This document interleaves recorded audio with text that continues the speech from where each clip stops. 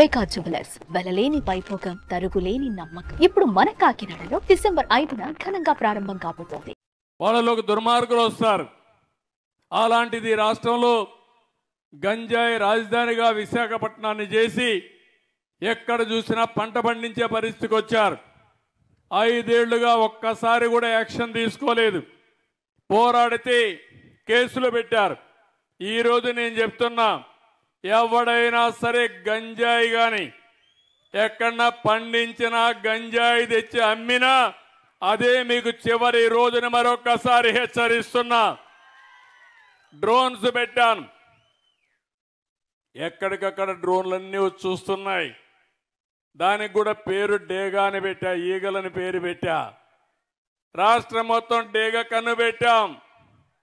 ఎవరైనా సరే గంజాయి పండించినా గంజాయి అమ్మినా మత్తు పదార్థాలు అమ్మినా కబద్దార్ జాగ్రత్తగా ఉండమని మరొక్కసారి ఆంజనేయ స్వామి సాక్షిగా హెచ్చరిస్తున్నా. ఎందుకంటే సమాజ హితం కోసం పనిచేస్తున్నా.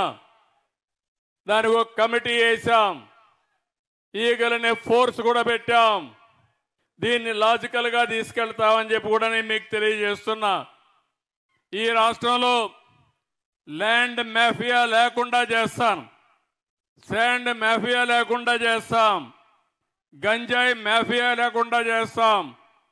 కడాన పేదవాళ్ళకి ఇచ్చే రైసు కూడా, పేదవాళ్ళకి 2 రూపాయలకి ఉచితంగా బియ్యం ఇస్తే ఆ బియ్యాన్ని కూడా రీసైక్లింగ్ చేస్తున్నారు దొంగలు. దాన్ని కూడా మీకు చౌకగా 10 రూపాయలు ఇచ్చేసి 6 రూపాయలు 7 రూపాయలు మీకు ఇచ్చి ఆ బియ్యం తీసుకుపోయి విదేశాలకు అమ్ముకునే పరిస్థితికి వచ్చారు దుర్మార్గులు. నేను అందుకే చెప్తున్నా, ఎవరైతే రీసైక్లింగ్ చేస్తున్నారో మిమ్మల్ని కూడా హెచ్చరిస్తున్నా, వదిలిపెట్టం జాగ్రత్తగా ఉండమని హెచ్చరిస్తున్నానని చెప్పి కూడా నేను మీకు తెలియజేస్తున్నా. పేదవాళ్ళు కొంతమంది ఆ బియ్యం తినే అలవాటు లేదు కాబట్టి పోతే పోయిందని మీరు అనుకుంటున్నారు, కానీ కొంతమంది దుర్మార్గులు తయారవుతున్నారు. దీనిపైన కూడా ఆలోచిస్తున్నా. ఏ విధంగా చేస్తే ఈ సమస్య పరిష్కారం అవుతుందో, పేదవాళ్లకు న్యాయం జరుగుతుందో దానికి కూడా ప్రయత్నం చేస్తాం. ఎక్కడ చూసినా మాఫియాల రాజ్యంగా తయారైపోయింది, దోపిడీ రాజ్యంగా ముందుకు పోయారు. ఇవన్నీ ప్రక్షాళన చేయడానికి కొంత సమయం పడతా ఉంది. ఇంకో పక్కన చెత్త మీద పన్నేశారు. 83 లక్షల మెట్రిక్ టన్నులు చెత్తంతా పేరకపోయింది. గ్రామాల్లో మీరు చూస్తే ఎక్కడికక్కడ చెత్తంతా రోడ్డు మీద వేసే పరిస్థితికి వచ్చారు.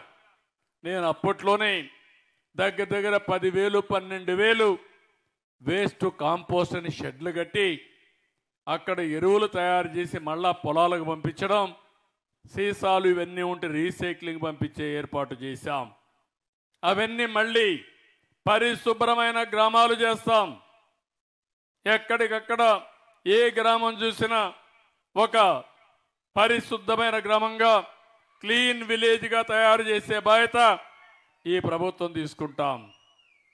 ఈరోజు నీ గ్రామానికి వస్తే మెజారిటీ అంతా కూడా బీసీలే. ఎప్పుడు బీసీలంటే తెలుగుదేశం పార్టీ.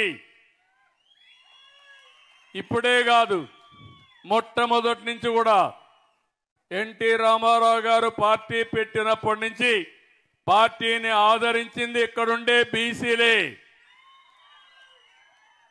అందుకే నేను ఎన్నికల్లో కూడా చెప్పాను, బీసీలకు న్యాయం చేసే బాధ్యత తీసుకుంటామని చెప్పాం. చేతి వృత్తులున్నాయి, కుల వృత్తులున్నాయి, వ్యవసాయ పనులున్నాయి. చాలామంది అయితే మిమ్మల్ని చూస్తే ఆ పనులన్నీ కూడా ఆధునీకరణలో మరుగైపోయి మీ జీవితాల్లో సమస్యలు వచ్చాయి. అందుకే మళ్ళీ మీకు న్యాయం చేసే బాధ్యత తీసుకుంటాం. ఇక్కడ మనం చూస్తే బోయలున్నారు, వాళ్ళకి చాలా సమస్యలు ఉన్నాయి. అందుకే ఈసారి మీరు చూసినప్పుడు ఇక్కడ ఎమ్మెల్యే ఎంపీ ఇద్దరు కూడా బోయ కులానికి ఇచ్చామంటే అది తెలుగుదేశం పార్టీ. లక్ష్మణారాయణ గారు ఒక పక్కన, కాలువ శ్రీనివాసులు గారు ఇంకొక పక్కన. పక్కన అనంతపూర్ కానీ కర్నూలు కానీ ఏదైతే కురబ కులస్తులకు ఇచ్చాం, ఎమ్మెల్యేగా మంత్రిగా జిల్లాలో కురబకి ఇచ్చామంటే అది తెలుగుదేశం పార్టీ. పేదల పట్ల బీసీల పట్ల ఉండే సానుకూలత అని చెప్పి కూడా నేను మీకు తెలియజేస్తున్నా. ప్రతి ఒక్క కులాన్ని పైకి తీసుకురావడానికి ఆలోచిస్తున్నాను. గీత కార్మికులు వాళ్ళంతా కూడా ఒకప్పుడు కళ్ళు గీసేవాళ్ళు, చిన్న చిన్న సారా అంగుళ్ళు పెట్టుకునేవాళ్ళు. ఇప్పుడు మొత్తం పోయినాయి. అందుకే రాష్ట్రంలో 10% మద్యం షాపులన్నీ గీత కార్మికులకే కేటాయిస్తున్నాను. అర్చకులు ఉన్నారు, చాలా ఇబ్బందుల్లో ఉన్నారు. అందుకే అర్చకులందరికీ 10,000 రూపాయల నుంచి 15,000 రూపాయలు జీతాలు పెంచాం.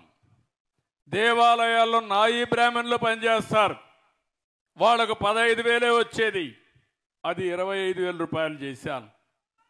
ధూప దీప నైవేద్యం కింద ఆలయాలకు ఆర్థిక సహాయం 5,000 నుంచి 10,000 రూపాయలకు చేశాం. సుమన్ టీవీలో మీ పర్సనల్ అండ్ బిజినెస్ ప్రమోషన్స్ కోసం కింది నెంబర్కి కాంటాక్ట్ చేయండి.